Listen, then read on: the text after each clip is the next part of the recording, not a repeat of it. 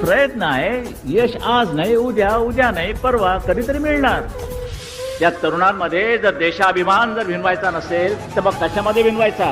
म्युन्सिपाल्टीच्या नळात? गांडूची अवलाद म्हणून कधी जगू नका. मेलात तरी चालेल.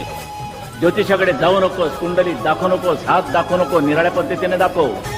तुझ्याकडे कुठचा ग्रह कुठच्या घरात बसला याची पर्वा करू नकोस. पण तुझ्याकडे जर आत्मविश्वास असेल, सेल्फ कॉन्फिडन्स, तर जगाच्या पाठीवर तू कुठेही जा, तुला मरण नाही.